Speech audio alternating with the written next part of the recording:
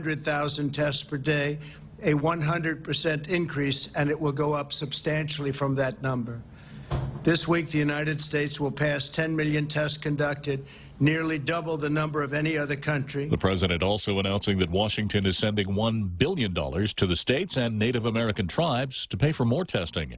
More states reopening some businesses on Monday. In Alabama, Arizona, Arkansas, Indiana, South Carolina, restaurants are open again, but with restrictions. In Kentucky, construction, manufacturing, and horse racing are back in business. The bad news with racing is no fans. You need to watch it on TV.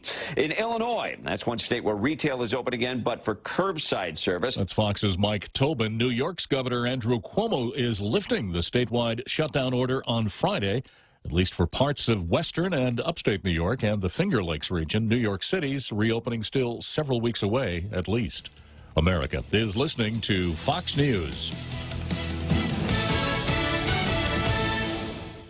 Bored at home? Now's the perfect time to get things done. Start that project you've always wanted or finish one. At East West Rental Center, they know you've reached the end of the internet and need to get outside, and they're here to help. Get the right equipment: water blasters, wood chippers, mini backhoes, carpet cleaners, floor buffers, and much more. They're open Monday to Friday from 7 to 5, Saturday from 8 to noon, and closed on Sunday. Call East West Rental Center, 646-1463, or visit them in Upper Dumont. As we stand up to coronavirus by standing back with social distancing, Bank Pacific reminds you that you can come to the bank without going to the bank.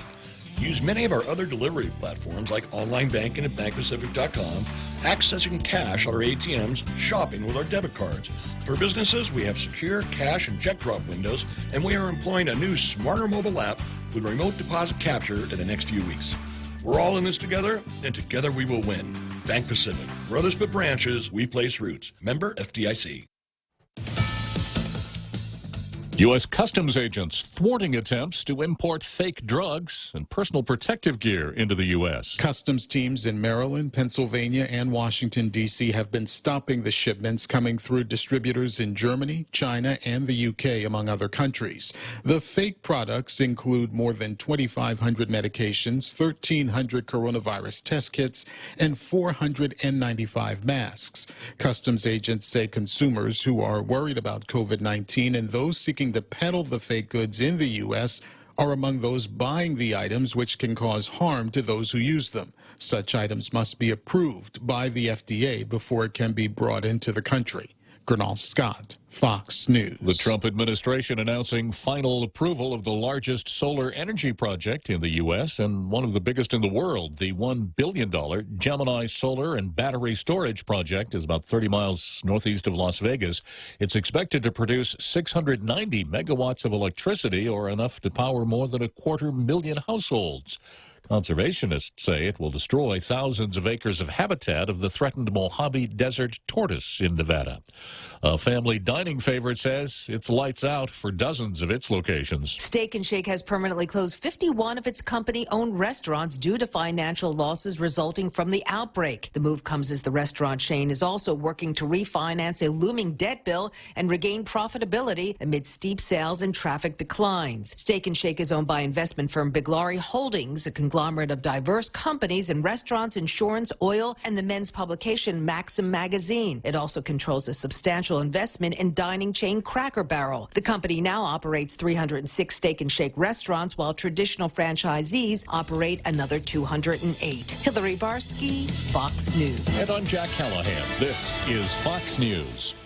Mezcla Chamorro Fusion Bistro in Haggadah and Tumon are now open for takeout and free delivery services in selected locations. For more information, call 479-2652 or 3 or 969-2652. Open Monday through Saturday from 11 a.m. to 2 p.m. and from 5 p.m. to 8 p.m. Mezcla Chamorro Fusion Bistro brings you island hospitality with the true taste of modern Chamorro cuisine at the comforts of your own home. They take your favorite local dishes and serve them with extra flair you will only find at Mezcla, a true taste of Guam. Horizon Properties can empathize with individual property owners during this trying time. The last thing you should worry about is collecting rent or sending a repairman to your property. With their web-hosted property management system, Horizon can reach out to tenants, vendors, and owners alike and maintain the current prohibition requirements. Let Horizon Properties take care of it all. Help flatten the curve by remaining safe at home. Call 646-7616 or 777-7792 or visit horizonpropertiesguam.com. Horizon Properties, always there for you.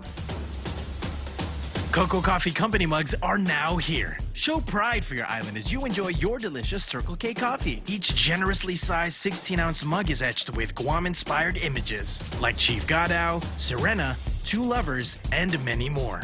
The Cocoa Coffee Company mug collection is available for a limited time only, so don't miss out. Get yours today and collect them all. Exclusively available at Circle K locations. A portion of the proceeds go toward the Cocoa Bird Recovery Program. Tall Tales with Bob Klitzkie is brought to you by Bank Pacific, banking on the Pacific for 65 years. It's also brought to you by Security Title, providing solutions for complex real estate transactions. Welcome to Tall Tales with Bob Klitzkie, the only show on talk radio where common sense is a lot more common. Phone lines are now open at 888-TALK. That's 888-8255.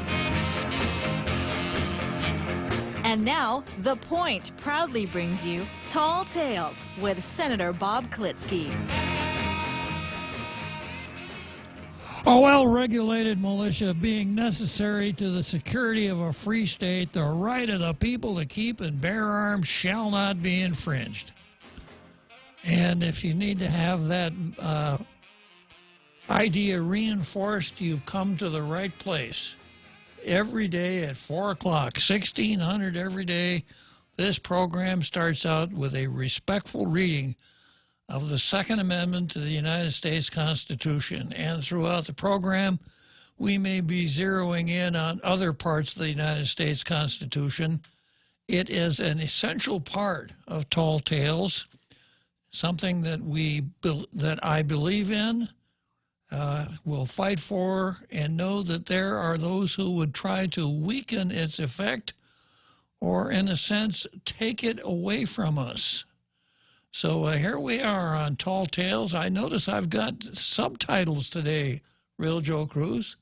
Yeah, I guess that's a new feature offered by Facebook.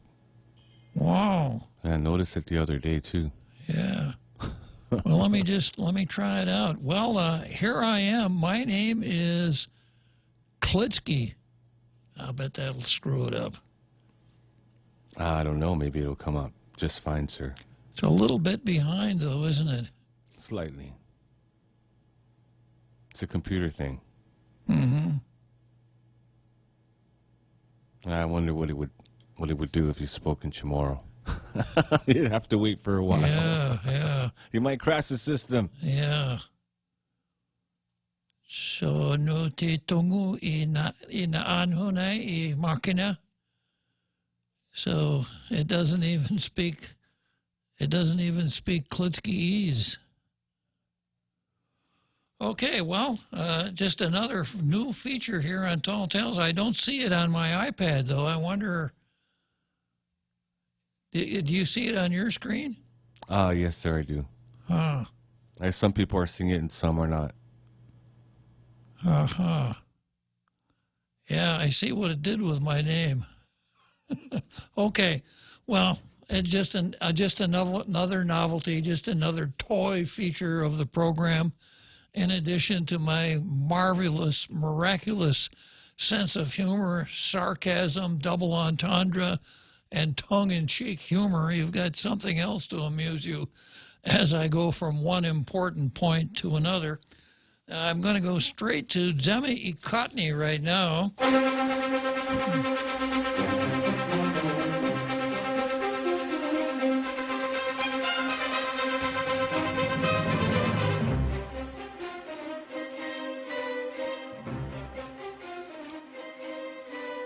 So, as usual, the Daily News has run some boilerplate from USA Today, and as usual, they're bashing Trump.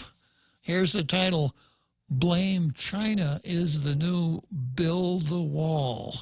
So, you know, if Donald Trump is not reelected in November and is not sworn in next January, these guys are going to go on unemployment themselves because they won't have anything to write about. They've gotten so used to writing about nothing but Trump that if they ever were real writers, they've forgotten how to do it. Okay, not the Post. However, the Post comes along with edgy, hard-hitting, factual, truthful, etc. editorials on a daily basis. Today is no exception. Here's what the Post says today. The long line at the one-stop center shows skewed priorities. The long line of people at the Department of Public Works compound's one-stop center on Monday, many of them waiting to get assisted for building permit, business license, and other applications that relate to keeping Guam on track toward economic recovery, shows a symptom.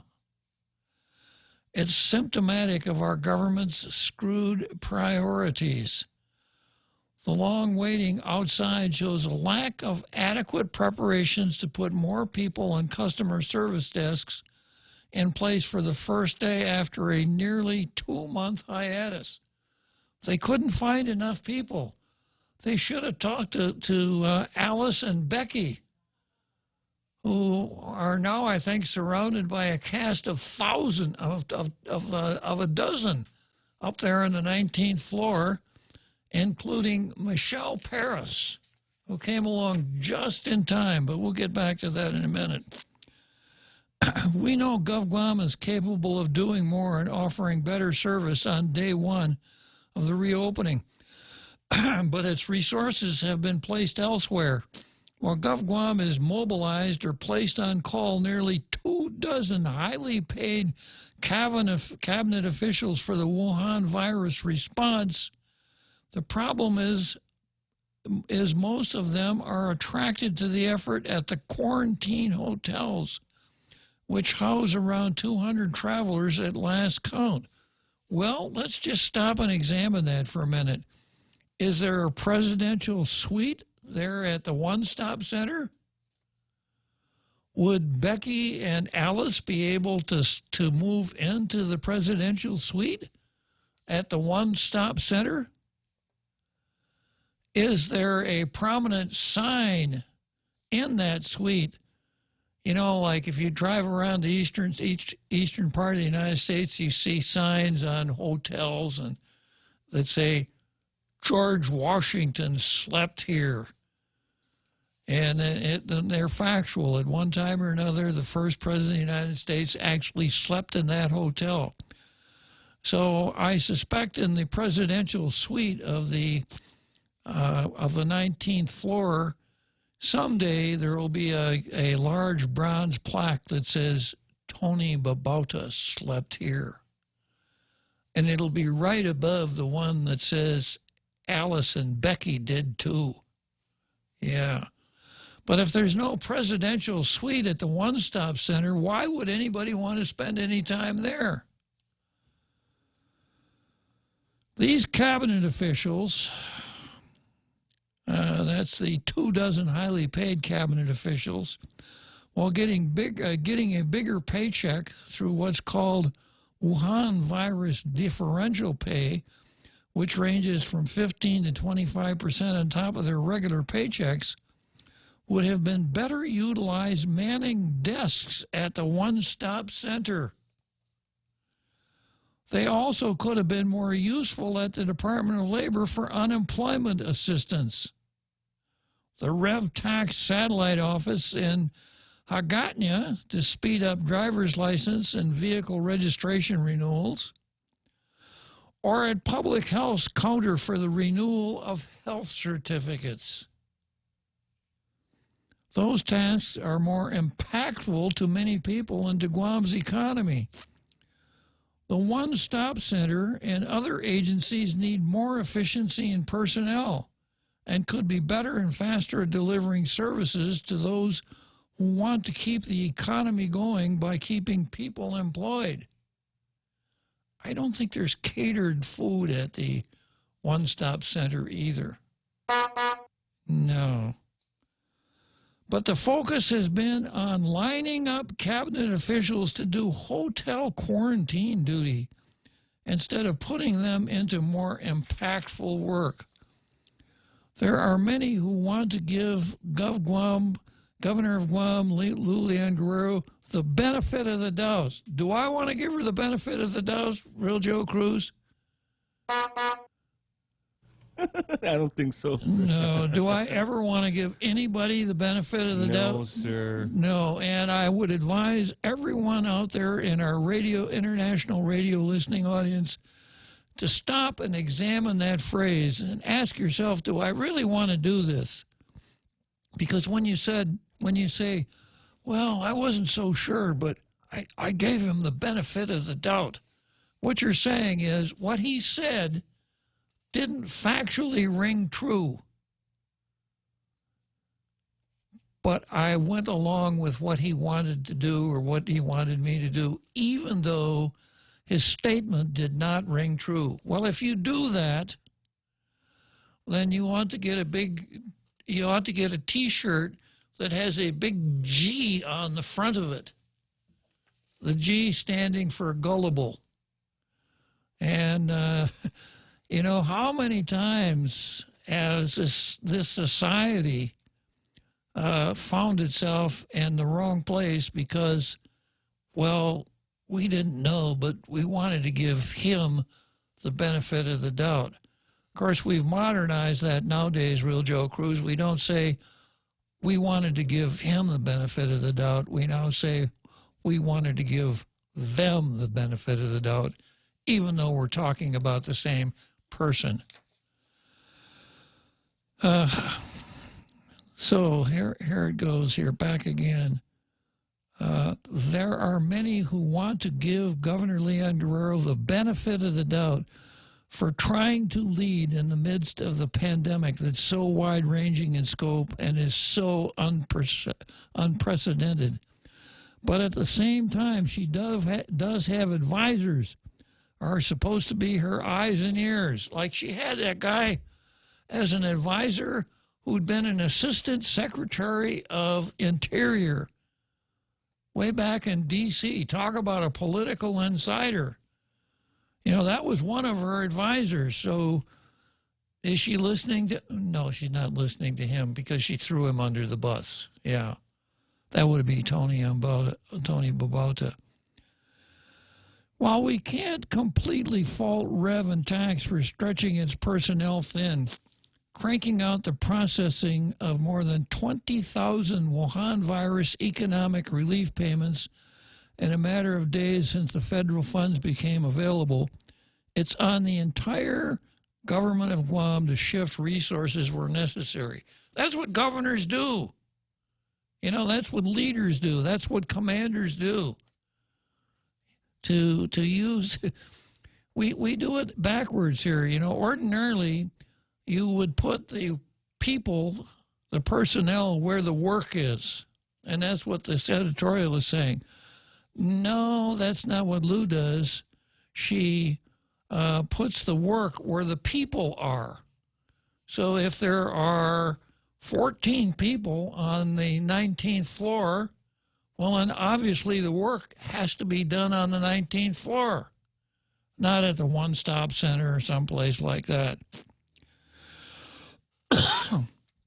There's no shortage of personnel in Gov Guam to do things right. Boy, you can say that again. The problem is they're not being utilized in the places the public needs them to be. Instead, the officials are assigned to jobs where they would rather be. They being Becky. They want to be on the 19th floor.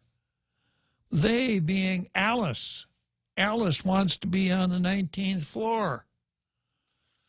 Well, there's not much doubt about it today. The coveted Blue Star goes to the Guam Daily Post again. And that takes the Post up to, let's see, I believe it's 197 for the Post. PDN 57, Candid 3. Yeah, Candid has received 3 blue stars. And I saw a post yesterday from somebody who said, Bob, why don't you spend some time with the Candid editorials? And the answer to that is that Candid doesn't write editorials very often. But when they do, I look at them, I examine them for suitability on tall tales. And that's how Candid got 3 blue stars. And if Candid writes another editorial, it may very well be boosted here on Tall Tales, and if it's the better of the two, because I know that if Candid writes an editorial, it'll be better than the Daily News. If it's the better of the two, then it will get the coveted blue star, and you'll be able to hear Troy and Johnny popping champagne corks all over town. So much for Demi Ikotny. And from there we go to the card. And this is what I've got on the card for today. I've got, I start out with Troy versus Janela. And then I go to the Silly Six versus Real Property. A new Silly Six, by the way.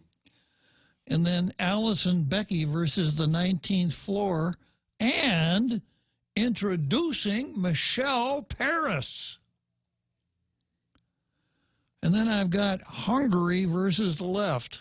Not Hungary, not Nyalong, but the country, Hungary versus the Left. And I've got Musk versus Alameda. And I haven't gotten this far yet, but I've also got Bavacqua and Titano versus the rest of us. It picks up on Lou versus decolonization, and then Romeo versus the media. So starting out with Troy versus Janela, there is a countdown that I asked the real Joe Cruz to keep track of. As luck would have it, Troy is doing a countdown himself. And Troy ran something on his website updating the count.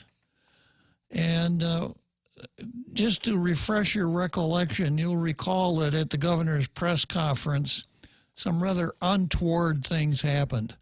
First thing that happened was that when some of the members of the media were trying to ask questions, Janela, the button man, muted their mics. And then later on, after their mics were unmuted, she would cut them off in mid-question by saying, "We told you that questions will be limited only to the subject at hand." None of this sat very well with the media, and it didn't sit very well with the lieutenant governor either, because I think it was the next day he said on the radio, "This was bad. I apologize to the people." And I think that both Carlo Branch and Janela Carrera should apologize to the people also. Carlo is the director of policy at the governor's office. So sure enough, on Saturday, Carlo comes along and he had a three-pronged apology. He was sorry. And that's been as far as it would go. You want to know what Janela said, real Joe Cruz? What did she say, sir? Oh, that much? Uh-huh. I see. Yeah, it didn't show up in the subtitles. Well, it's been 9 days, sir. Yeah. So today is day number 9.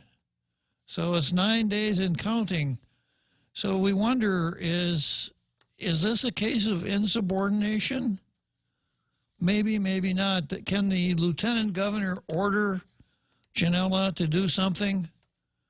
Or are we bifurcated there? Do we have the lieutenant governor's people and the governor's people? And one of those, I don't want anybody disciplining my boy. I'll discipline him myself, Miss Posnicker. I don't care if you are his teacher.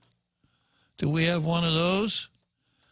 And then, in the name of discipline, can someone be ordered to apologize and punished for insubordination if, I was about to say she doesn't, but that would be wrong, wouldn't it, Real Joe Cruz?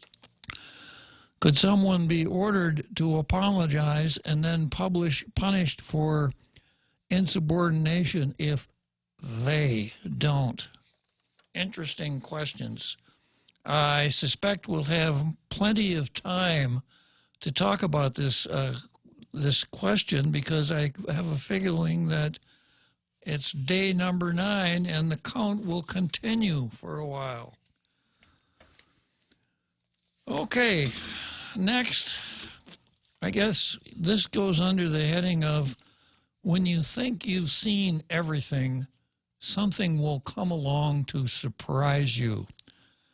And this is the Silly Six versus Real Property. Before I get too far into this, I want to tell you who the Silly Six are this time, and then I'll spend some time telling you how silly they are this time.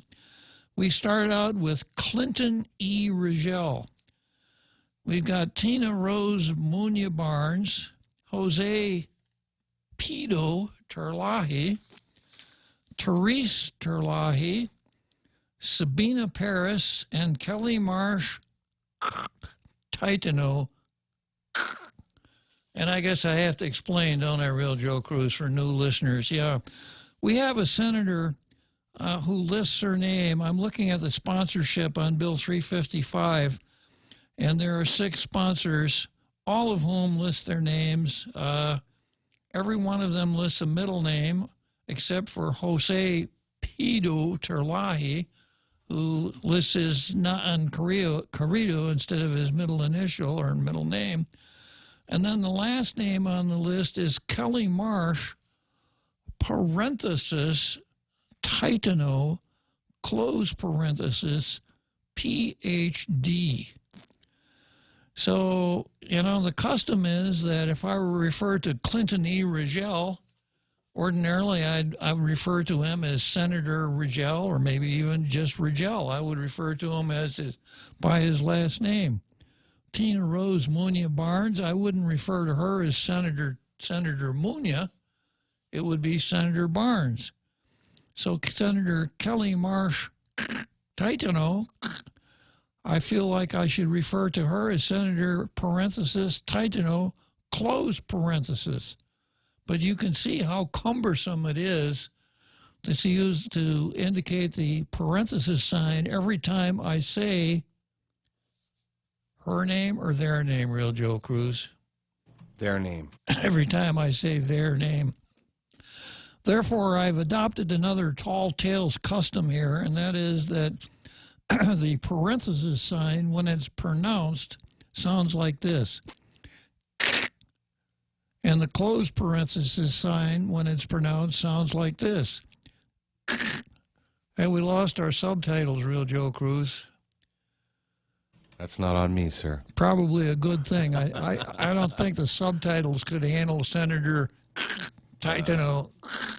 That's probably what broke it, sir. Yeah, my bad. So that's the Silly Six. And I'll read this story here that ran in the Daily News.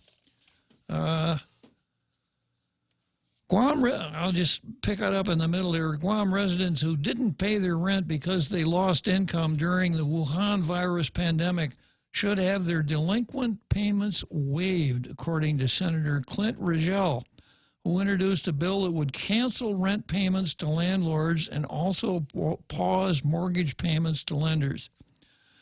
Renters and mortgagors would apply to the Guam Banking and Insurance Board to request relief under the Pandemic Rent and Mortgage Relief Program. Now, let's see, the PRMRP. Bill 355 Okay, well, we got a break coming up here, and I'll come back to the silly six versus real property right after the break. During this time of great uncertainty, Security Title is working to support our essential banks. We are working for the family who would have been homeless if their purchase was delayed, for the families refinancing to lower mortgage payments, for the contractor who has fronted the cost to build a home, and the surveyors, appraisers, inspectors, and the realtors who cannot make a living without selling a house. With our office doors locked and our essential team members complying with all government protocols, in our own small way, Security Title continues to serve our community. The Extra Point with Jerry Roberts of Guam Training. Hi, I'm Jerry Roberts, and every day on The Ray Gibson Show, I get to comment on the incredibly diverse, fun, challenging, sometimes frustrating, often exciting, but always interesting world of work. I hope you'll be there with us. You can find daily transcripts of The Extra Point at guamtraining.com. Tune in every weekday morning at 7:20 for The Extra Point with Jerry Roberts, brought to you by Guahan Insurance Services and First Hawaiian Bank on 93.3 The Point. Tall Tales with Bob Klitzkie is brought to you by Horizon Properties. Call 646-7616 or 777-7792. You can also visit them at horizonpropertiesguam.com. Welcome back to Tall Tales with Bob Klitzkie, Guam's single voice of reason. Call now, 888-TALK. That's 888-8255.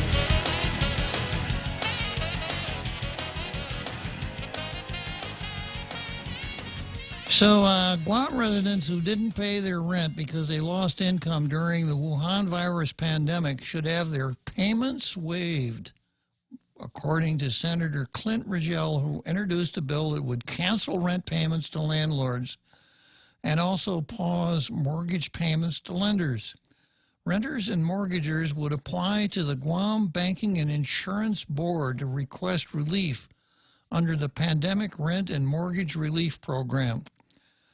Bill 355 is co-sponsored by 5 lawmakers, including Speaker Tina Rose Munya Barnes. Therefore, you know it's good, right? Governor Luan Guerrero has prohibited residents from being evicted during the public health crisis, but Rigel said there could be massive evictions when the emergency declaration expires and residents owe their landlords months of back rent.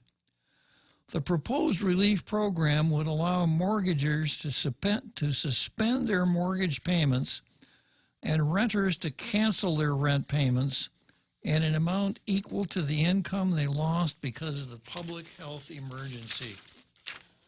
Those granted relief would be required to continue their existing payment agreements after the public health emergency is over, without being required to pay a higher rent or mortgage amount. Lenders would be required to extend the terms of mortgages without penalty.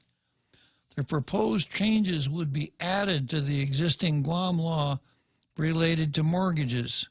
That law allows the Banking and Insurance Commissioner to revoke licenses or seek penalties against violators.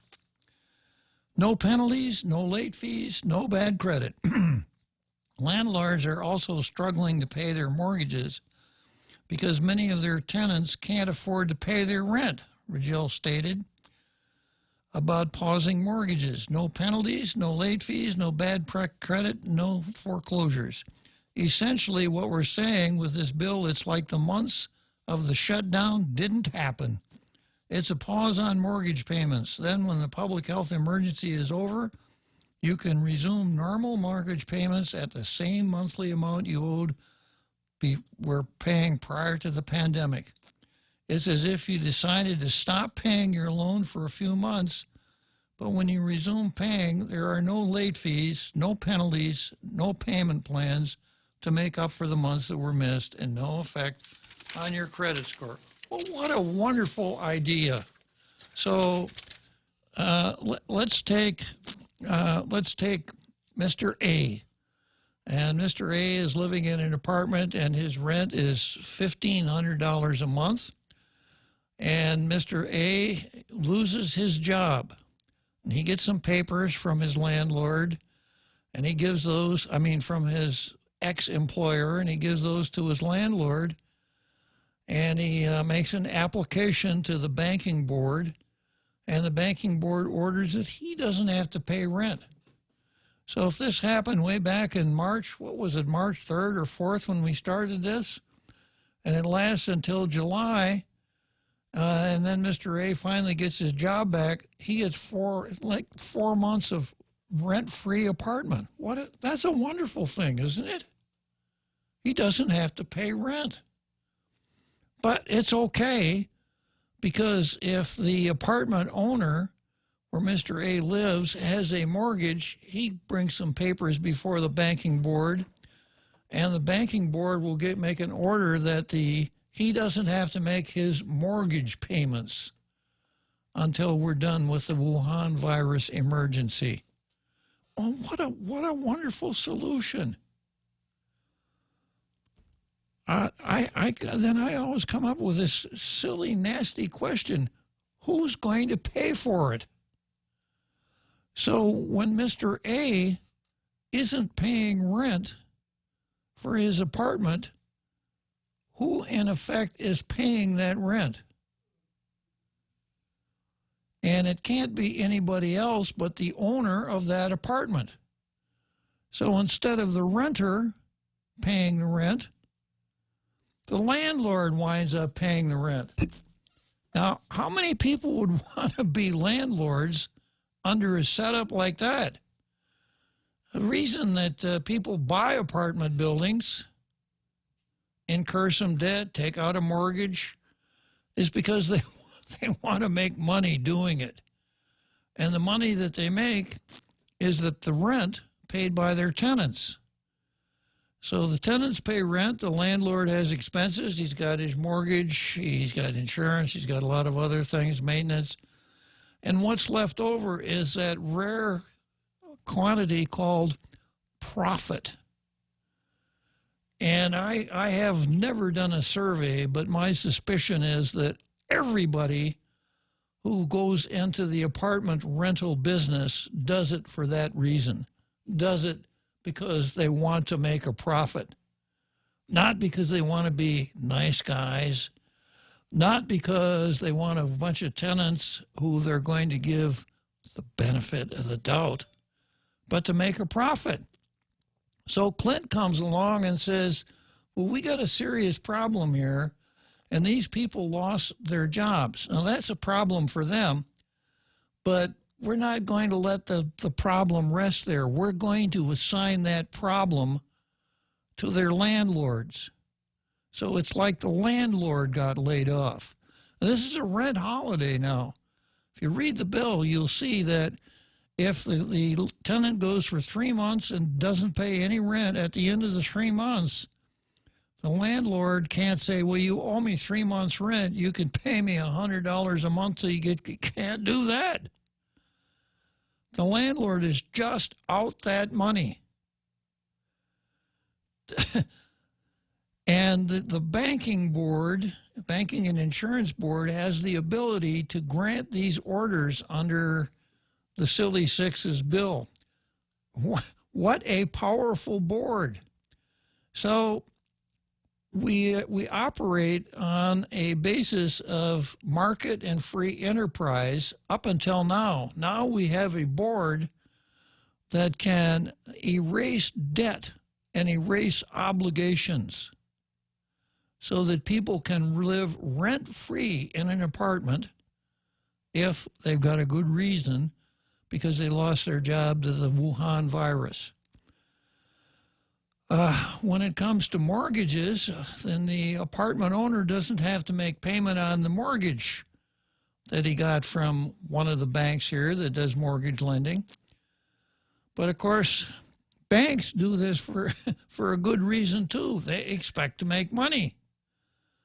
So if the mortgage payments aren't being made, and oftentimes mortgage lenders, banks, sell their mortgages to somebody else, who will make those payments if it's not going to be the mortgagor? Who is going to make those payments?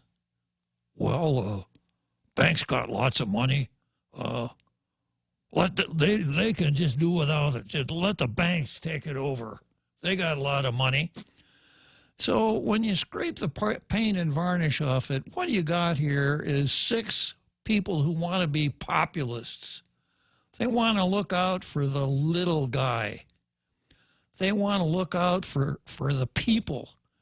I suspect even our people, Real Joe Cruz. Yes, sir. Yeah, they want to look out for our people. These poor unfortunates that lost their jobs because of the Wuhan virus. So they're going to come along and help out the little guy. How much harm this will do in the short term is hard to calculate, but not as much harm as it will do in the long term. Because what we're doing here, I'll get into the legal aspects here, so have your Law and Order notebook handy, Real Joe Cruz. I said handy. You won't need it just yet. Just keep it close by. Okay, so, I have a really dim view of where we're going to be once the virus is under control. Once the virus is under control, I have made the prediction that, Guam, parts of Guam are going to look like a ghost town, that some of our hotels will not only be not renting out rooms, they'll be boarded up.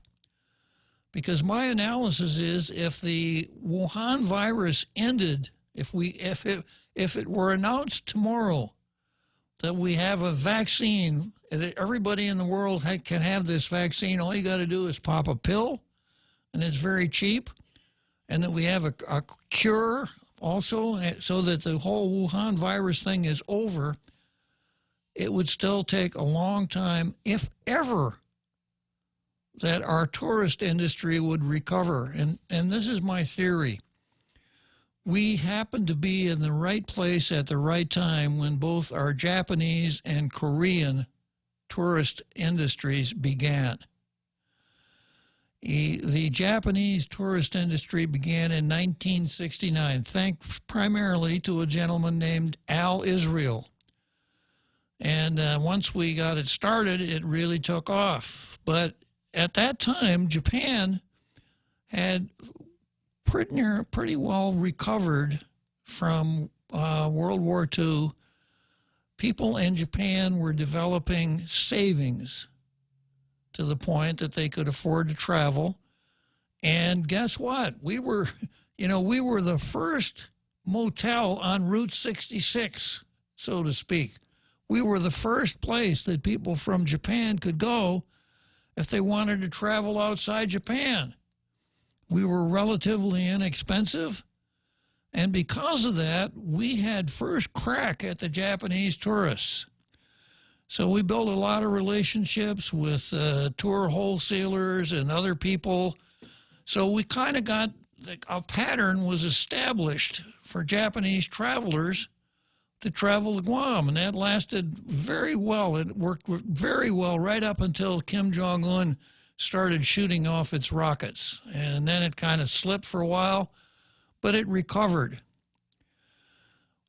Almost the same thing happened with Korea. Korea was a shambles going into the early 60s, but due to hard work, Real Joe Cruz, hard-working people, a relatively clean democratic government after Park, the willingness to save and invest, etc. So the Koreans developed the level of prosperity that they could travel. Guess where they came? The first motel on Route 66. So we happen to be in the right place at the right time, establish those patterns, relationships, etc. But if the Wuhan virus ended tomorrow, I don't think that people would necessarily say, okay, it's over now, we can start going to Guam again. I think what's going to happen is it's going to be a long time before anybody wants to go anywhere on any kind of transportation device or anywhere where they figure they might be quarantined or stranded. So people are going to stay home a whole lot more than they ever did before. And when they go, I don't think we can depend on being the default destination for Japan and Korea. So I see us having a really rough time here. You know, we've got over 9,000 hotel rooms. We aren't going to be able to, even Becky and Alice aren't going to be able to occupy all of those rooms. So we're going to have a hard time filling those rooms. A lot of hotel rooms, a lot of hotels will go into various stages of shutdown, even like you remember the Sherwood, when the Sherwood was boarded up. I think you'll see that. So the way things ordinarily work, when the prices of those assets decline, there will be people on the lookout who say, I could get some really good deals on those things. I've got some money. I could spend some money on Guam on speculation. I might be able to come out of this really, really well if I invest in hotels on Guam. And that's exactly what we need. We're going to have an infusion of capital because we haven't produced anything here, so our capital resources are greatly depleted. So what investor is going to invest when he's told, you know, they've got people in that legislature down there that think they have the ability to take a contract and Nancy Pelosi it? Take a lease for an apartment and do a Nancy Pelosi on it. Take a real estate mortgage and Nancy Pelosi it.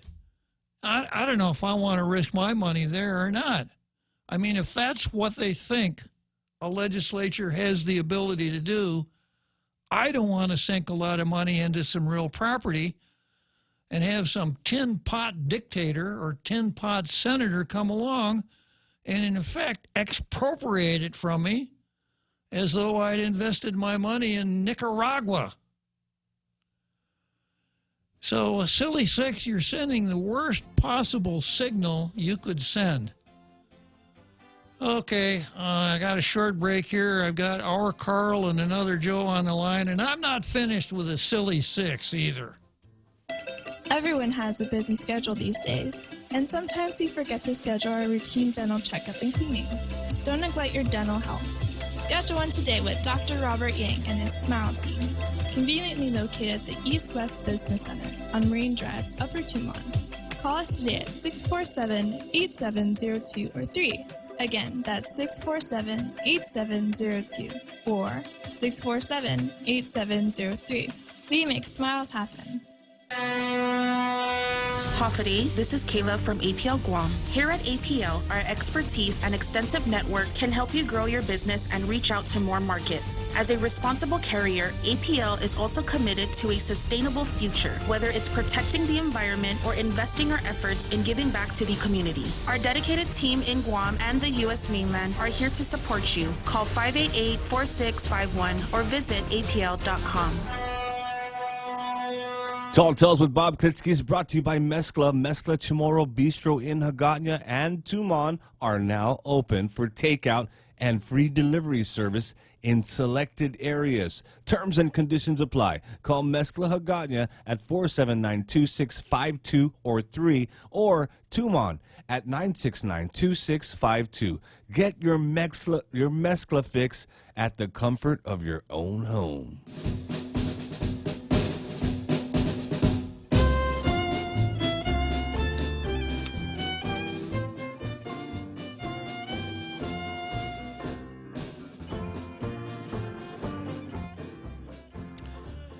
Okay, so here we are back again, Tall Tales and the Silly Six. And I've got a couple regulars on the line here. I've got our Carl, who's going to tell me how critical he is of the Silly Six and help me a little bit there. It's a tough job to point out all their stupidity. I can use a little help, our Carl. Well, I think that illustrates one of the problems with having too many people in the legislature that have never run a business, and they just have no empathy for how hard it is. More than half of all businesses fail in the first 5 years. It's tough work, especially growing a small business. There's a lot of long hours, 6 and 7 day work weeks, and a tremendous amount of risk of capital that they really don't need to do. They're doing it because they want to have a better future for the people they love and for themselves. And there's really not much appreciation of that. When I was a kid, I used to read comic books, and one of them, when I was little, was one of my favorites was Donald Duck, and Donald's uncle was Scrooge McDuck. And I remember in the comic books, old Uncle Scrooge McDuck, who was super wealthy, would be in his vault of money, this huge vault of money, basically swimming around in coins and $100 bills. And I think a lot of people have that idea that that's what rich people do. They just hoard money. And they don't realize that the money, a lot of the money they have is tied up in property, it's tied up in equipment, it's tied up in inventory, it's tied up in, just in countless ways. And it's not just in vast vaults, just waiting for them to dispense it. And that's one of the problems we have with people that have never run a business. They have no empathy for the tremendously hard work it is to get a business up off the ground. Carl, do you think it's even more basic than that? Do you think that that the Silly Six here have no appreciation for private property? Yeah, which is very scary, because that is one of the motivating factors behind people being willing to risk capital and risk their hard work and labor over many years. They don't do that to just have the government snap their finger and say, well, that's not yours, that's ours. I would be more impressed if the six, or any of the six, came out in a public statement and said, I'm a property owner, I've got a 20-apartment unit, and because we're having such hard times, I've decided that I'm not going to ask any of my tenants to pay rent for as long as this takes. 4 months, 5 months, 6 months, a year, it's okay with me. I'm gonna take it, and I'm for the little guy, because then they'd be paying the price. But you can't be for the little guy with your own money, Carl. No, you can't. You can't do that. Yeah, and that's, it's very easy to be charitable with other people's money, basically dipping your hand into other people's pockets in order to influence votes for the coming election. So anyway, it's disturbing. I'll let another Joe chime in. I'm sure he's got something interesting to say. Words of wisdom from another Joe. Okay, Carl, good talking to you. Yeah, so you can always depend on another Joe being kind of early in the program. Real Joe Crews, as in what you have manning ships and canoes. Crews, C-R-E-W-S, Joe Crews, right? Okay, Bob. I don't know if it's a good idea for me to toot my own horn, so... Go ahead. Yeah, go ahead, another Joe. I think in this day and age, you have to try to do your best to pay attention and be aware of the current events, so to speak. I never toot my own horn, another Joe. I'm just too humble. unless it's about you. Yeah, I'm just too humble about that, and I'm pretty proud of my humility. But go on, another Joe. So, Uncle Bob, the interesting point brought up I think he was referring to the Sunday Funnies. Back when I was a kid, the Sunday Funnies were a family activity. This was back before internet. So one of the two of them actually were interesting. Gomer Pyle, and the other one is they usually have these pictures where you pick out what doesn't fit in this picture. They have like pictures side by side, and you have to pick out what seems to be out of place and out of the ordinary. And it occurred to me, I could be wrong, but Senator Marsh Titano may or may not be related to the Titanos, who happen to have a heck of a lot of land on this island and rentals at that. So it's somewhat ironic. Either she's directly, it's her immediate family or distant relative that will be affected if it plays out the way where rents and mortgages will not be paid. And it also occurs to me that wouldn't Bank of Guam be one of the lenders who would not be collecting payments for their mortgages? So I wonder how the governor would vote on this. I don't know that the allies of the governor would sit still and allow this to go through, presuming that the governor has allies in the legislature, but I could be wrong. So I could see a floor amendment, Real Joe Cruz. The floor amendment reading, the provisions of this act shall not apply to locally chartered banks. Then no one would know who's being protected, right? So there you go, Bob. And the thing about it is that the point in the free market is to generate as much profit as is affordable to the people within that market.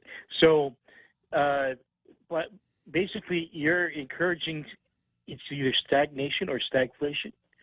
So it would be counterintuitive not to encourage people to find alternative ways to make revenue and in order to pay rent. You have all sorts of ways that could occur, trading of services, bartering, So I think it's somewhat short-sighted as to what the possibilities are in creating new markets, new services, new industries, new opportunities. It's basically they're shooting themselves or all of us in the foot. Well, in this case, the Silly Six is not content at just shooting themselves in the foot. They're shopping around for an automatic weapon.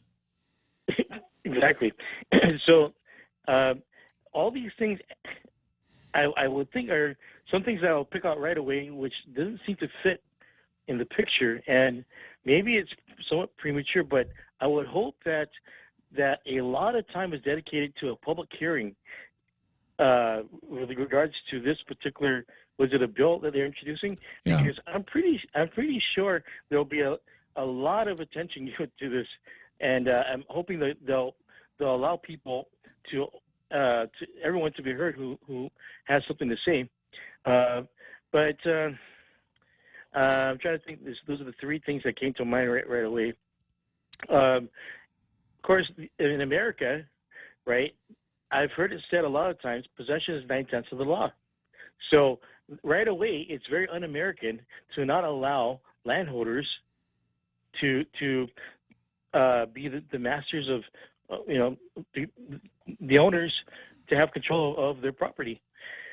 And then I think one more last point, because I'm taking a lot for your time, right, Bob, is we have what they call the Chamorro Land Trust. Wouldn't they help people who don't have a place to stay? So why would you need to worry about not having, if they're evicted, wouldn't they have a place to stay by the Chamorro Land Trust? Hey, thanks for your time, Bob. I appreciate it. Okay, another Joe. So we got the big halftime show coming up here, and I'll be back in about 5 more minutes with the Silly Six. Stay tuned.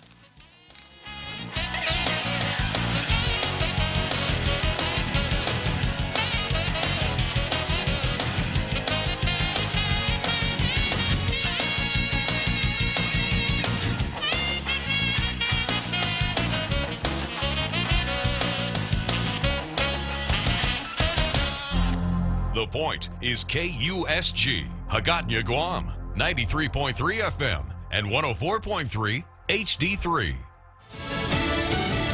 A warning about reopening. I'm Jack Callahan, Fox News. That's what's expected on Capitol Hill today when a Senate committee takes testimony from a key member of the White House coronavirus task force. Dr. Anthony Fauci is reported to be ready to tell the Senate Americans would experience needless suffering and death if the country opens up too quickly.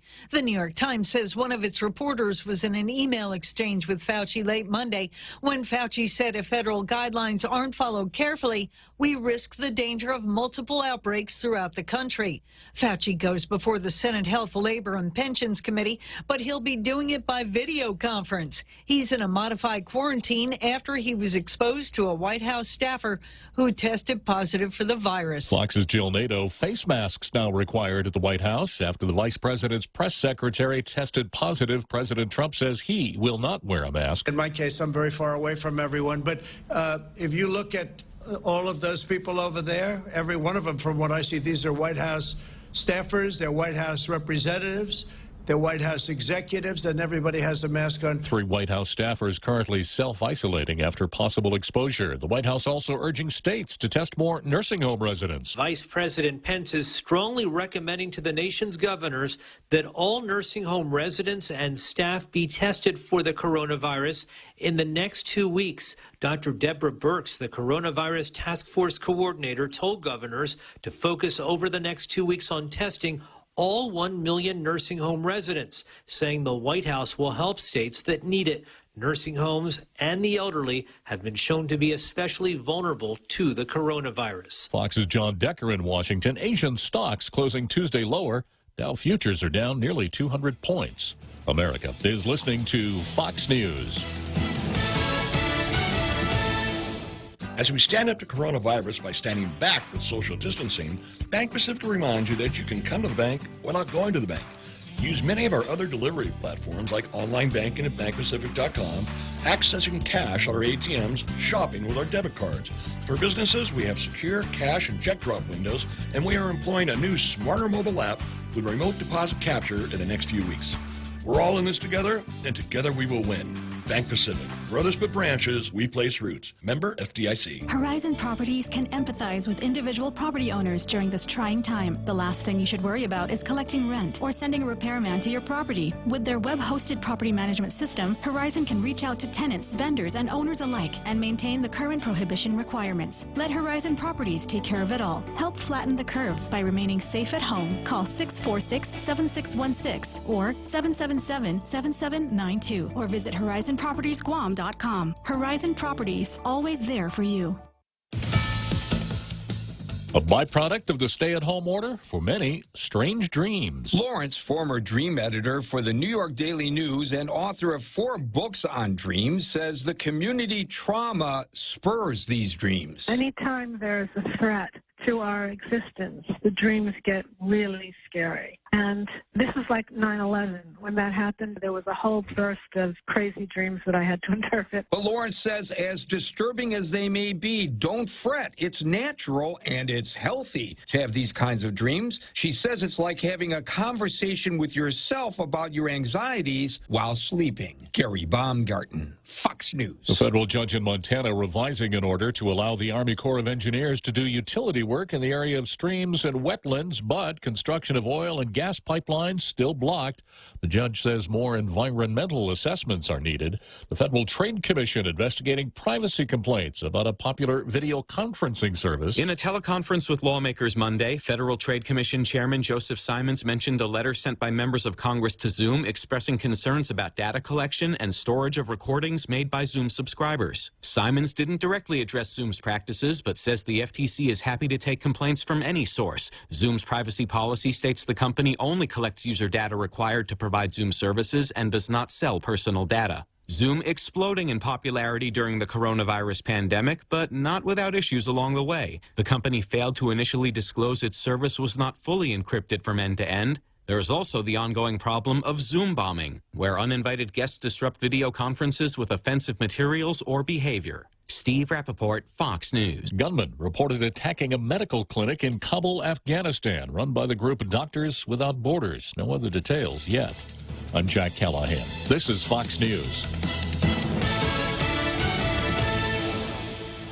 Bored Bored at home? Now's the perfect time to get things done. Start that project you've always wanted or finish one. At East West Rental Center, they know you've reached the end of the internet and need to get outside, and they're here to help. Get the right equipment: water blasters, wood chippers, mini backhoes, carpet cleaners, floor buffers, and much more. They're open Monday to Friday from 7 to 5, Saturday from 8 to noon, and closed on Sunday. Call East West Rental Center, 646-1463, or visit them in Upper Tumon. Mezcla Chamorro Fusion Bistro in Hagåtña and Tumon are now open for takeout and free delivery services in selected locations. For more information, call 479-2652 or 3 or 969-2652. Open Monday through Saturday from 11 a.m. to 2 p.m. and from 5 p.m. to 8 p.m. Mezcla Chamorro Fusion Bistro brings you island hospitality with the true taste of modern Chamorro cuisine at the comforts of your own home. They take your favorite local dishes and serve them with extra flair you will only find at Mezcla, a true taste of Guam. During this time of great uncertainty, Security Title is working to support our essential banks. We are working for the family who would have been homeless if their purchase was delayed, for the families refinancing to lower mortgage payments, for the contractor who has fronted the cost to build a home, and the surveyors, appraisers, inspectors, and the realtors who cannot make a living without selling a house. With our office doors locked and our essential team members complying with all government protocols, in our own small way, Security Title continues to serve our community. Tall Tales with Bob Klitzkie is brought to you by Bank Pacific, banking on the Pacific for 65 years.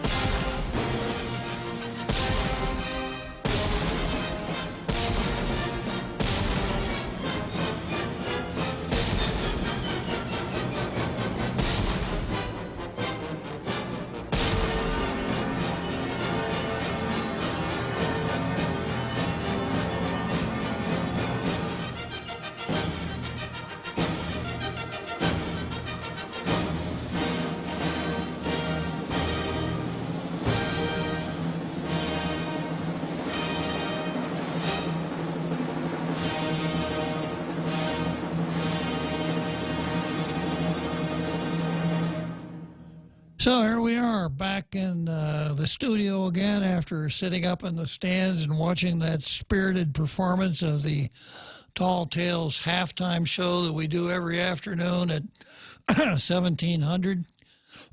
Stands are kind of empty now because of coronavirus, but the cannons continue to fire and Tall Tales continues on. So we're now in the second half of Tall Tales. First half, I spent most of the time talking about the Silly Six and their endeavor called Bill 355. And the Silly Six, once again, you might want to make a note of these names. We've got Clinton E. Rizal, Tina Rose Munya Barnes, Jose Pito Terlahi, Therese M. Terlahi, Sabina F. Paris, and Kelly Marsh Titano. You might want to make a list of those names so you don't forget them come November. But what they have done, you know, looking at the big picture here, what they have done is they've shown they have no respect for private property or private property rights. And if you stop to think about it, our entire system of our entire prosperity is dependent on the ownership of private property and the free alienability of private property. That's what distinguishes socialism from capitalism. Capitalism and socialism, the government owns the property. The people don't have private property because everything is owned by the government and operated for the people. Well, that's kind of what happened here. The Silly Six introduced a bill that gives the Banking and Insurance Board, upon the showing of a few papers, to commandeer private property to the point that the owner of the private property is denied the rent for his private property that he has secured with a lease with his tenant. That's pretty scary when you stop to think about it. You stop to think about how many people work and save, put together a little nest egg, buy a fourplex, take out a mortgage, buy a fourplex, and figure, well, that's going to be part of my retirement, the money coming in from those apartments. But when you can't collect the rent from the apartments, your investment has been converted instantly into a white elephant that will not bring in any revenue at all, but will cost you money. You're still going to have to pay real property taxes. You're still going to have to maintain the property. You're still going to have to pay for insurance premiums and a couple of other things that I probably can't think of right now, and no money coming in. And, of course, the reason that you bought that apartment building in the first place, or maybe built it in the first place, because you wanted to make a profit. You didn't think 6 silly senators would come along and say, well, you know, these people lost their jobs, so now, Mr. Landlord, that was their problem. It is now your problem because you can't collect rent. And this bill is pretty draconian. The bill talks in terms of rental payments being canceled, and once the coronavirus epidemic is over and the emergency declaration is over, then the landlord cannot collect the back rent that he should have been able to collect during that time. So if the tenant gets 3 months of free rent, when it's over, the tenant really made out. He got 3 months of free rent. A couple of other really interesting things here, too. Here's one section. No landlords under this program shall report non-payment of renters to a consumer reporting agency such that non-payment adversely affects a renter's credit score. I think under the First Amendment, you probably can make a report to whomever you want to about whatever you want to until the silly six comes along. So there's a First Amendment dimension here. But, you know, this is another one of these bills that looks like a law school examination. Go through it and find out how many legal issues you could find. So now it's time for the Law and Order Notebooks, Real Joe Cruz. So in our Organic Act, which is found at Title 48, United States Code at Section 1421B, subsection E, we find this. No person shall be deprived of life, liberty, or property without due process of law. Property. You can't take somebody's property away from him without due process of law. So does giving the power to the Banking and Insurance Board to cancel rent, is that a deprivation of a property right? I kind of think so. Well, I'm going to hang on here for a second. I got Keith on the line, probably wants to shed some wisdom on this subject, right, Keith? Yes. Hi, Bob. I was just wondering if the bill introduced by Comrade Clinton, why does it stop just at rent? I mean, if they really want to show their sympathies for the people who are in hardship, why not the utilities as well? How about car payments? Exactly. I mean, why stop with just rent? Yeah, well, I have a feeling that if this bill is as successful as they want it to be, that they wouldn't stop. And I suspect that the silly six have this mental image that, of course, public hearings are hard to come by now, but if there were, you know, they would have a gallery full of people who are so thankful for them to help them out at this time of need by forgiving their rental.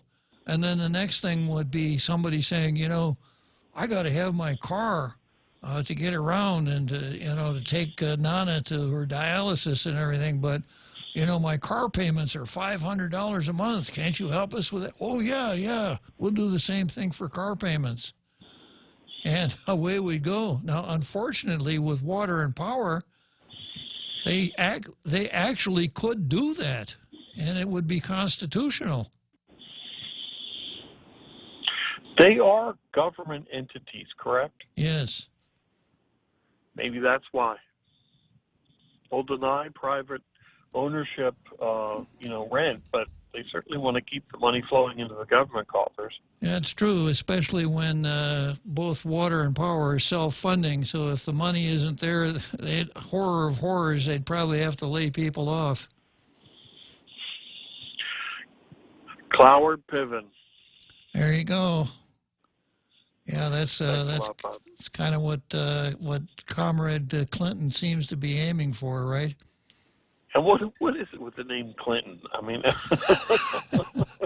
well, he spells his a little differently. And in defense of Clinton, his is C-L-Y, right? Oh, okay. Yeah, so we could at least distinguish it on that basis. Have a nice day. Thanks for calling, Keith. Thanks. Bye-bye. Yeah, so we have this section in our Organic Act. No person shall be deprived of life, liberty, or property without due process of law. So does giving the Banking and Insurance Board the ability to suspend or cancel rent, is that due process of law? I kind of doubt it. In fact, I'm pretty sure of it. And we have another section here, 1448 U.S.C. 1421B, subsection J, which says no bill of attainder, ex post facto law, or law impairing the obligation of contracts shall be enacted.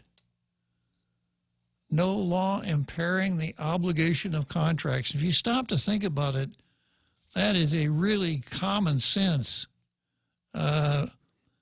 provision that every constitution should have, because almost everything that we do in a free society, in a capitalistic free society, is based on some form of contract.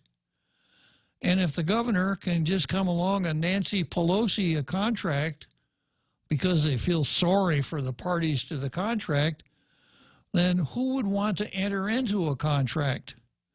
If I were a landlord and someone came along and wanted to rent a room for me, and I'd say, well, okay, but here are the terms. You know, I'll let you could rent it for a year. Here's the rent. This is how much you have to make for a security deposit. This is the rules, etc. And the tenant says, no, I'm not going to do that. I'd say, okay, well, fine, then I'm not going to rent to you. Well, why not? Because you won't enter into a contract. I mean, that's just the way the world functions. And I mentioned this the other day. Contracts, there are contracts that aren't in writing, but most real property leases are, and most real property leases are, form leases, and they're pretty well constructed to accomplish the task at hand. And anyone who has apartments to rent who doesn't get a written lease with his tenant, running a risk. But no landlord thought he would be running this kind of risk, that the rent would be forgiven for any tenant who files some papers with the banking board. Now, there's a tendency for people to listen to what I'm saying, well, that's just heartless. That's not Christian. What are you going to do? Is throw them out on the street? What if they've got kids? Well, if you look at it as from the prospect or from the proposition of landlords are in business to make money. A landlord doesn't make any money at all when his apartment is empty. So in times like this, where probably almost all tenants are having a problem, a landlord doesn't gain anything by kicking a tenant out and sitting there with an empty apartment. He's better off restructuring his lease with the tenant saying, okay, for now, if you can pay me $100 a month rent, and when you get back to work, then we'll change this to so much a month rent until you've paid for the time when your rental was reduced.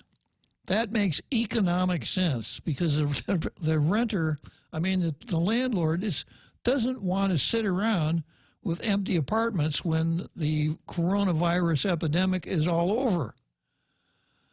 But that does not mean that Clinton and his faithful six, the Magnificent Six, should come riding in and cancel that rent. Let's see, I got somebody else who wants to help me here. It's our Carl again? Boy, our Carl, you're going to get altitude sickness here if you're not careful. Up there at the top of the Ferris wheel. Yeah, it's just very addictive. Yeah, you pointed out something very important. You know, we talk about free market capitalism or free market, free enterprise, and all that means is thousands, or in the case of the United States, millions of people making free will transactions. No one is coming up to them and putting a gun to their head and forcing them. The government isn't doing it, in most cases anyway. And yeah, you pointed out a perfectly obvious thing, which is they don't gain anything by kicking people out, you know, and having an apartment sitting there empty. The most common sense thing to do is negotiate with them and ask them, I know you're in a tough spot, you know, we're in tough times, what can you afford? You know, I know you've got you know, you're in a tight spot. I'm willing to work with you. What can you afford if this goes on 2 or 3 or months, you know, and see, you know, what you can work out that's mutually agreeable. And the landlord will probably have to eat a certain amount of it, but, you know, at least he won't eat the entire thing, because he might have other properties too that he's got to deal with. And then when you've got the Silly Six coming along, canceling the rent, who has the upper hand as far as negotiating is concerned? The guy that's not paying the rent, right? Yeah, exactly. Yeah, you just pointed out a very common sense thing, which is, and most landlords would do that. I mean, I would do it if I was in that situation.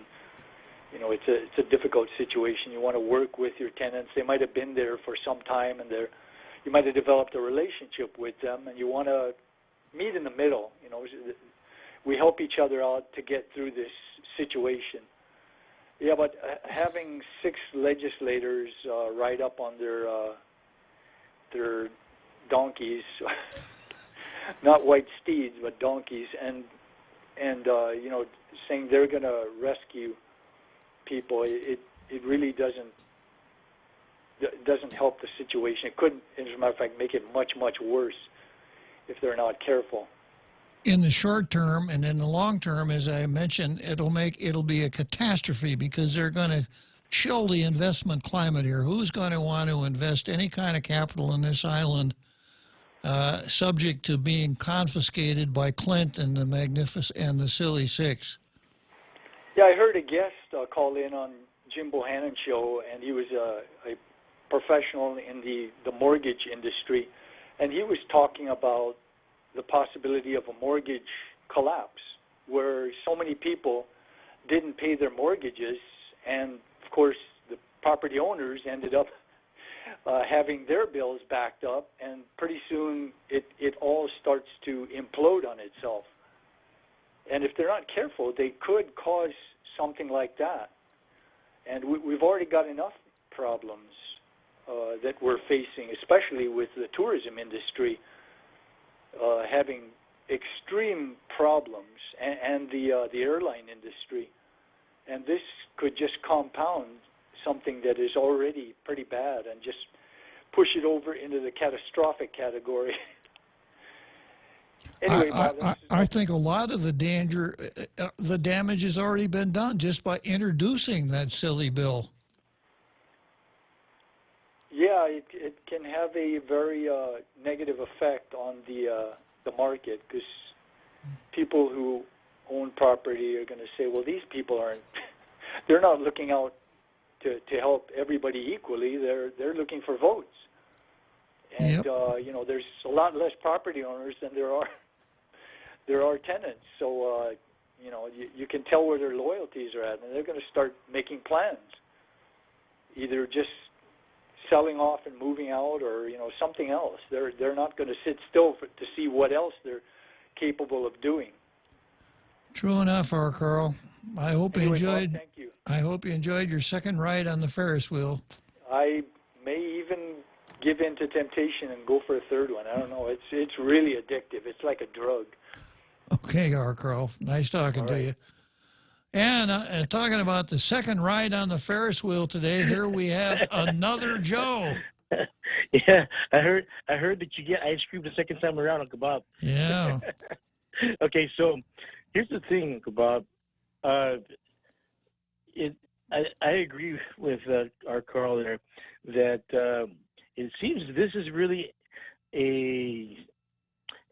an attempt to get more votes. It's stateside you would call it a populist issue, but I think here in Guam you would look. I think it's a multiculturalist issue, because people who are born and raised here, presumably they've been here for decades. The family's been here for decades, and their families usually look out for each other. So there's usually extra properties where multiple relatives live in that property, or they rent to other relatives, or they sell to other relatives. So the only people who are living in structures where they have to pay for rent would seem to be, the majority of them would be the much younger generation, which they might have alternatives with relatives, or it might even be their relatives, the landowner. And so the other demographic would be the new arrivals to Island, whether it be from the compact countries or from stateside. So it seems as though it's a push definitely for more votes. I don't know what the demographics would be, but definitely multicultural. And it's as you said, Uncle Bob, it's going to do more harm to stimulating this economy than it's going to help. And the other question I wanted to ask before I let someone else have a chance is, who were the others? I missed that part. I heard of three. You said Senator Parrish, Senator Taitano, Senator Rigel. Who were the other three or four? Clinton E. Rigel, Tina Rose Munya Barnes, Jose Pido Terlahi, Therese M. Terlahi, Sabina F. Paris, Kelly Marsh Taitano. Altogether, that's 7, you say? 6. 6. Okay. Thanks for your time, Bob. Appreciate it. And everybody, just pay attention to that this election, and we'll see. Thanks. Okay, another Joe. So we got a short break coming up here for the 7th inning stretch, and then we've got the other governor, Leon Guerrero, who wants to chime in about the Silly Six.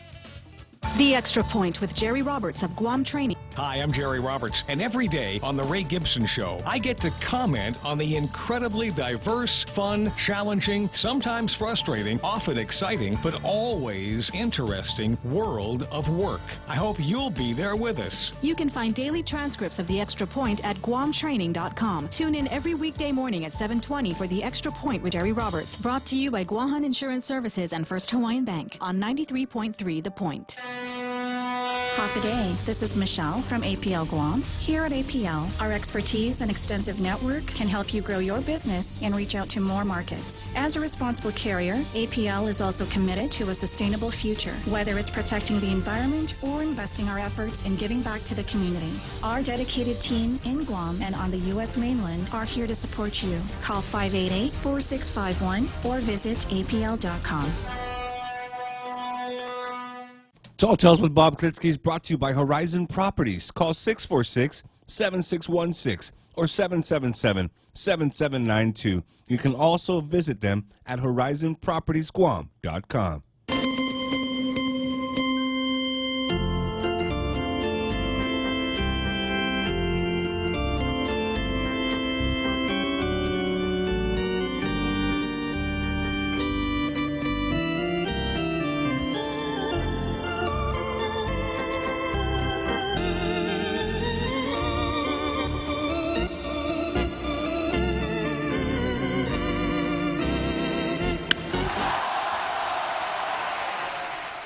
Seventh inning stretch at Wrigley Field in Chicago. Nobody in the grandstand, nobody on the baseball field.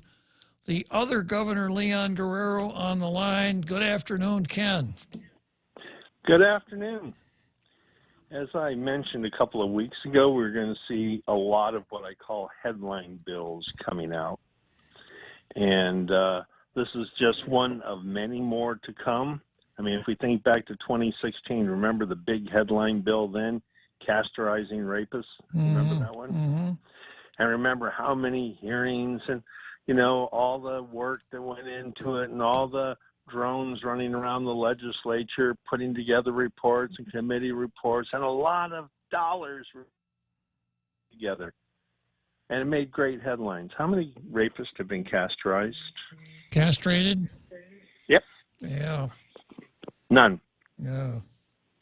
So, I mean, yesterday I testified on Bill 255, and what we see is a common thread happening.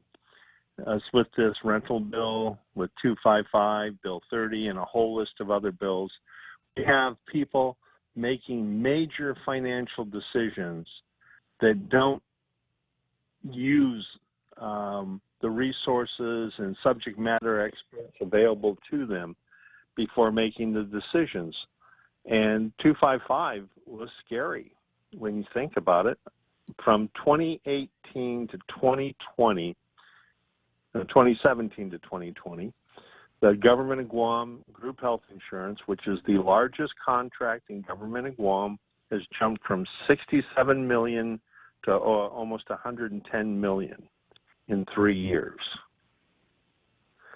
So that's 50 million that isn't being spent on public safety, public health, or public education.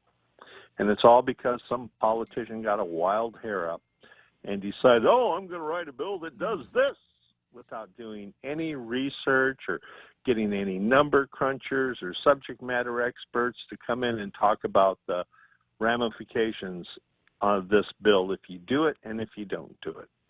Because if they had done it and we had a subject matter expert and insurance actuary said, well, if you do that, you could see a 50% increase in the cost of health care premiums in 2 years. You know, so this is another bill like that. You know, they didn't think through the ramifications of this. It's a headline bill. You know, senators are going to give free rent.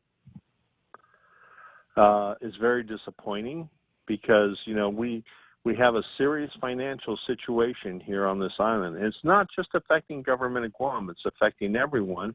It's also affecting real estate investors. You know, you just can't wave a magic wand. How about if we did it instead of waiving rent? How about if we waive taxes? How about if we waived senatorial salaries? Yeah. I mean, there are so many things that this body should be focused on and working on, but unless we as citizens pay attention, they're going to try to slide a bunch of stuff through us. And, you know, it sounds like it's no big deal, but there's a cost, and the cost of every little one of these headline bills will always be borne by the taxpayer. So let's go back to the castration bill. It costs $25,000 for the initial shots. How many rapists being released from the DOC do you think have $25,000 to pay for that shot? How many of them have the $4,500 a month to maintain that chemical castration? So who ends up doing it? The taxpayers. So now we have 110 million of the 550 million in tax revenue that comes in. 110 million goes to pay health care premiums. And then we have 97 million that go to debt service. Just on those two items alone, we've lost 200 million of the 553 million of tax revenue.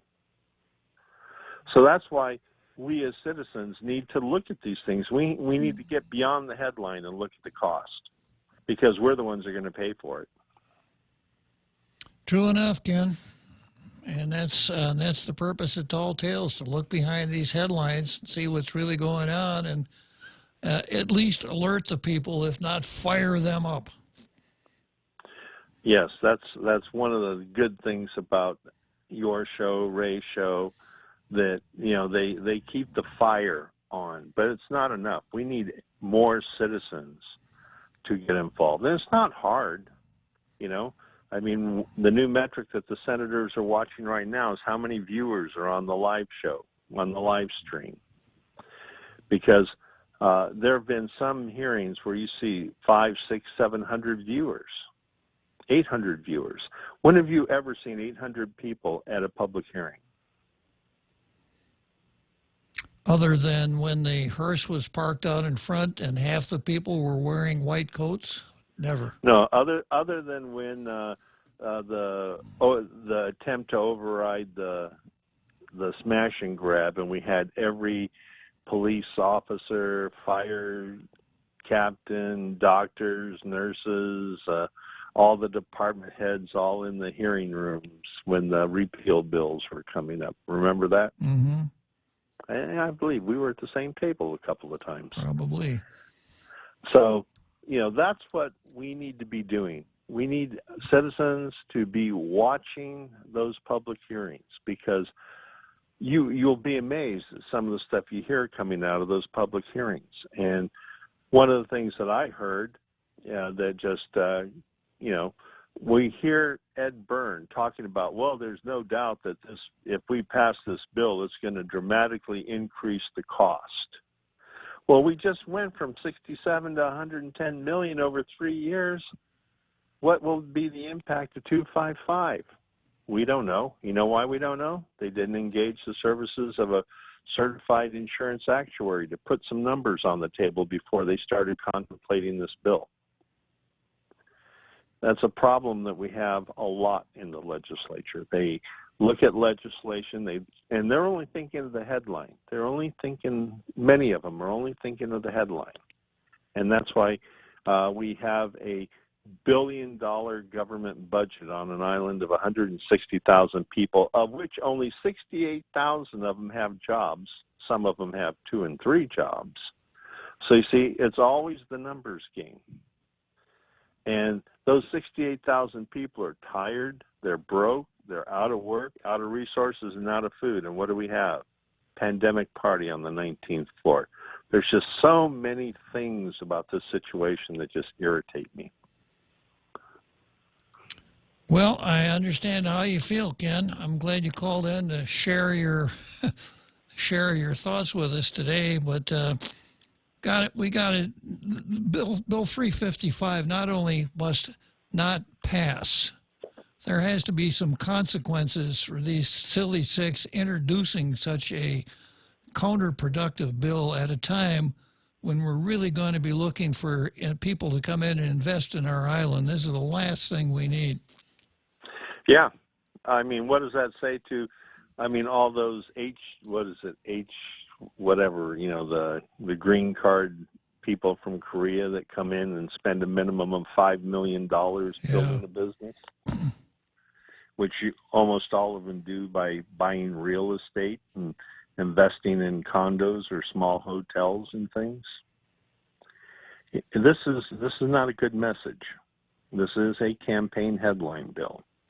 And we as citizens and as voters need to look beyond these bills and think, how is this going to affect the future of our children or grandchildren? Because they all do. As we divert more and more money away from public health, public safety, and public education into these special projects, and bills like this divert money away from the big three. Because the revenue has to come from somewhere to offset that. Nothing is free. No matter what anybody says, there is no free rent. Somebody pays, and ultimately, in the end, it will probably be the taxpayers. True enough, Ken. Well, keep having a great show, and I'll be listening. Okay, it's always good to talk to you, Ken. So here we are back on Bill 355, and I was examining some of the little things here, some of the details that I think the silly six can't be troubled with, the blatant unconstitutionality of a bill that would deprive someone of his property without due process of law, the blatant unconstitutionality of a bill that would impair the obligation of contracts. So when I was going over this this bill today, getting ready, doing my show prep, I downloaded the nasty letter software in my word processor, and I cranked out an email to Senator Titano, and it reads like this. In light of the provisions of 48 U.S.C. sections 1421 E and J, that's due process and impairment of contracts, and the concomitant provisions of the United States Constitution made applicable to Guam by 48 U.S.C. 1421 subsection U, email to me no later than close of business May 19 public records that show the following. First, that the Guam Banking and Insurance Board could be empowered to impair the obligation of contracts. Second, that the Banking and Insurance Board could be empowered to deprive a person of, and you're going to get on me for this, Real Joe Cruz, that the Guam Banking and Insurance Board could be empowered to deprive a person of his property. No, you can't say that, sir. What should I have said? There. Yeah, shucks. Yeah, Nice try, though. Yeah, once the email's gone, I can't pull it back. Yeah, could be empowered to deprive a person of their property without due process of law. Third, that the Guam legislature legitimately has the power to enact legislation that is facially in violation of the referenced sections of the U.S. Constitution and the Organic Act. And I really believe this, Real Joe Cruz. I suspect that it never even occurred to them that creating this rent holiday and suspension of mortgage payments has a constitutional dimension at all. What's the Constitution got to do with this? These people lost their jobs. And I've always been a champion of the little guy. And, I've already, my bill has been a success. Look at this. Daily News. No penalties, no late fee, no bad credit. Lawmakers propose local relief for renters and mortgagors. So a reader sees that and says, who are these lawmakers? Oh, it's Clint Rigel. Oh, Clint's for the little guy. Wow, that's great. I don't have to pay. If this passes, I don't have to pay my rent. So, what a wonderful deal. And there's just one more thing I have to add to this. And I've done this, I brought this out before. I guess we'll take a break and then come back on Real Joe Cruz for the home stretch.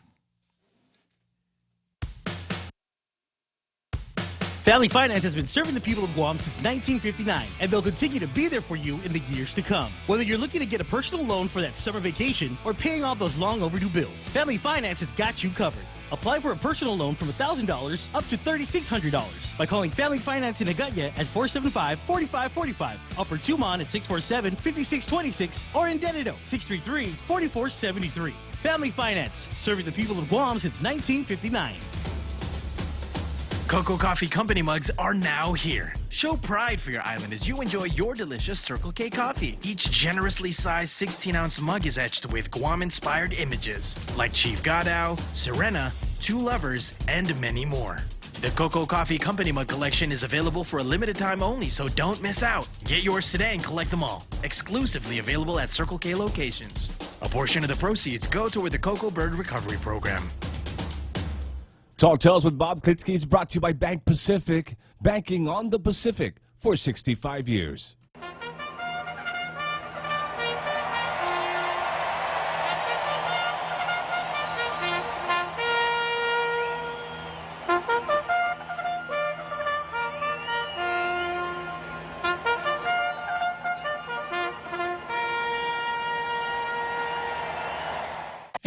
empty Churchill Downs, a deserted Louisville, Kentucky, causes me to beat it right back here to the heroic studios of The Point, located in Upper Tumum, to finish up another educational, elucidating, exciting episode of Tall Tales. I'm not done with the Silly Six yet. I've got a piece here that I've read before on Tall Tales by, it's attributed to a British lawmaker named Alexander, actually Scots lawmaker named Alexander Fraser Tytler. And it kind of typifies what we're seeing here with the Silly Six. A democracy cannot exist as a permanent form of government. It can only exist until the voters discover that they can vote themselves largesse from the public treasury. From that moment on, the majority always votes for the candidates promising the most benefits from the public treasury, with the result that democracy always collapses over loose fiscal policy, always followed by a dictatorship. Well, here, they're not even promising benefits from the public treasury. They're promising benefits from the treasurer of landlords. Even worse. Okay, so democracy always collapses over loose fiscal policy, always followed by a dictatorship. The average age of the world's greatest civilizations has been 200 years. These nations have progressed through this sequence: from bondage to spiritual faith, from spiritual faith to great courage, from courage to liberty, from liberty to abundance. I think that's probably where we are, from courage to liberty to abundance, from abundance to selfishness, from selfishness to apathy. Maybe that's where we are, apathy. That's what Ken was talking about. From apathy to dependence, from dependence back into bondage. So here we are, dependence. You know, I had a bad break. I got laid off at my job. But it's okay because Clint and Kelly and the gang came along and saved me, because they got a bill through the legislature that canceled my rent. So I don't have to pay any rent. And not only do I not have to pay any rent, when the Wuhan virus thing is over, I won't have to pay the rent. I won't have to make up for the arrears that occurred when I wasn't paying rent. And not only that, my landlord can't make a report to any credit bureau about this. So, man, I'm coming out of this smelling like a rose. Now, I haven't thought about this, but it would be possible. I've studied this bill. It would be possible for a person to present the papers to the banking board showing that he'd been laid off, lost his job, and then at the same time get that $945 money that's coming from the national government. So he'd be making $945 a week and wouldn't have to pay rent. That would be a wonderful thing, wouldn't it, Clint? Oh, well, we'll fix that in the bill. We'll go back and we'll fix the bill. The way to fix this bill is just to toss it in the shucks can. It's a bad, bad idea to start impairing the obligations of contracts, taking people's property without due process of law. This is not, I'm not scared of the slippery slope here, because when a bill like this is introduced, we've already started to slide down that slippery slope. Okay, so I've got about 10 more minutes to finish up here. The next item on my card is a really interesting one. It's Alice and Becky versus the 19th floor, and introducing Michelle Paris. But I don't know if I want to get into it and not be able to finish it. maybe I'll take a minute just to cruise through the Facebook comments and see how many compliments I generated today. So let's see, Joe Cruz and that's you, isn't it, Joe Cruz? Yes, sir, it is. Citing in under an assumed name. Yes, sir. Joe Cruz. Yes, sir. An alias. So here's the real Joe Cruz, alias Joe Cruz. Yes. Or perhaps Frenchie would refer to you as Joe Lacroix. Yes, sir. Yeah. And then I've got Sherry Iriarty, and she says Joe Cruz is #1. I guess we're still working on your cult of personality, huh, real Joe Cruz? Yes, sir. I should never have let you do those promos for the 19th floor. True. And True, it elevated you to stardom. What can I say? And then I've got, let's see, Santi Ratuita, who says half a day, and Ria Babauta Garrido wishing us a good afternoon. Frenchie, good afternoon, Judge. The real Joe Lacroix and the Tall Tales Posse. And Linda Gabriel, hey, Dennis Bansur. I don't see the closed captioning. It's a sometimes thing, Dennis. It's not here now. It comes and goes. I haven't decided whether I like it or not. I don't want people to get the idea that this is some kind of a foreign language film or something like, it could happen because people would look at my picture here and see the subtitles and say, well, this looks like another one of those Clint Eastwood spaghetti westerns.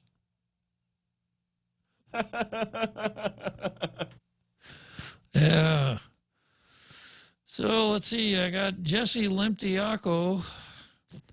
Here's a tall tale. Disneyland is owned by Chinese and opening up in Shanghai.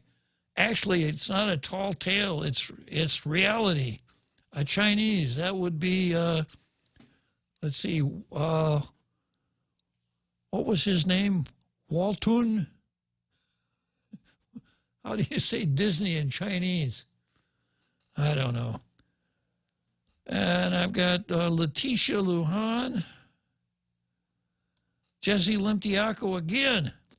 I wonder if right-wing conservative Americans will stop going to Disneyland parks in America because it's owned by communist China. Good question, Jesse. I'm always amazed at the ability that you have to come up with these really thought-provoking questions. And we've got Ria Babauta Garrido. Says, that's big-time BS. I guess she's talking about Jesse and Disneyland.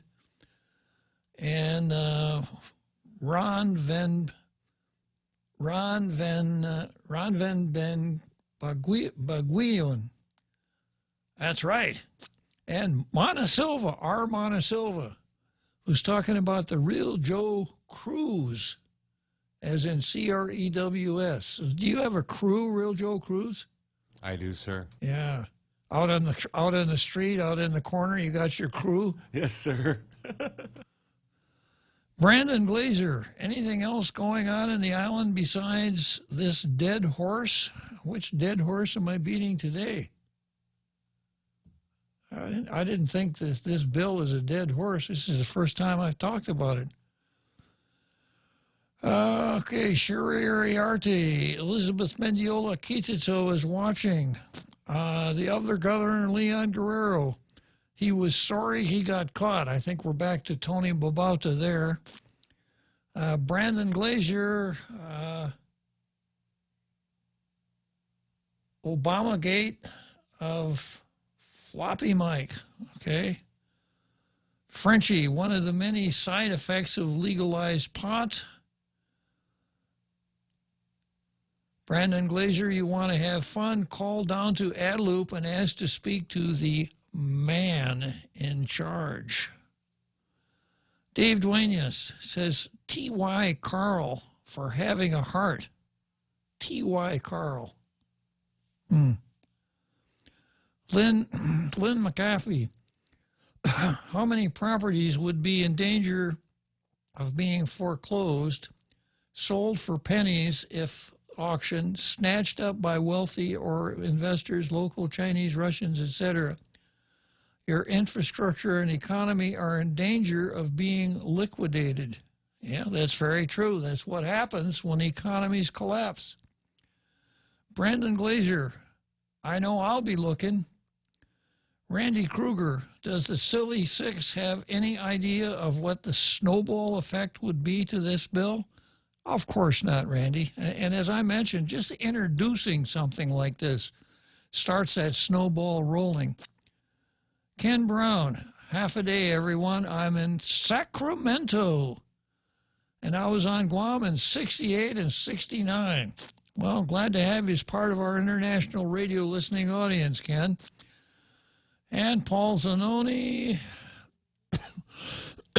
Sherry Defunto, move all the renters in default to the lawmakers' own property. Yeah, move them in with Kent and Clint and Senator Titano and the rest. Frenchie with the Che Bavacqua advising Titano, we are fast marching towards the People's Republic of Guam. And I've said it more than once that this whole self-determination, decolonization thing is really just a camouflage for a separatist movement. And the idea is to separate Guam from the United States so we can start a real Marxist utopia here, the People's Socialist Republic of Guahan. Yeah, good call, Frenchie. Don Edkilani is a long one here. Some of the obvious issues wrong with the newest Democrat legislation. What about one? Alternative bartering of service in payment to the landlords. Yeah, that's a good idea. And a free market, too. Bank of Guam is affiliated with the governor. She probably wouldn't like Bank of Guam getting paid for the mortgages. 3, ownership is ninths of the law in the U.S. The Chamorro Land Trust Commission is in assistance for homeless locals in need of a place to stay, ? First Amendment concerns issues, yeah. And then Edgardo Blancafor is here, half a day. Sherry Iriarte, if this bill passed, will the landlord be able to claim as a loss on their taxes? Well, yeah, I mean, it's not a matter of claiming it. You pay income tax on your profit.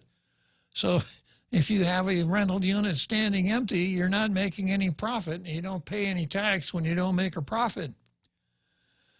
Edgardo Azarin Blancafor, pathetic punch drunk with power-tripping Democrats. Randy Kruger, what Carl is saying, hence the snowball effect. Joe Cruz, I think another Joe needs a nap. Boy, you Joes are hard on each other. Pierre Taurine, if we're not careful, we are going to end up with only 3 flights a week from Hawaii. Average ticket price around $3,000. Well, we'll come back tomorrow to Tall Tales and probably start out with Allison Becky versus the 19th floor.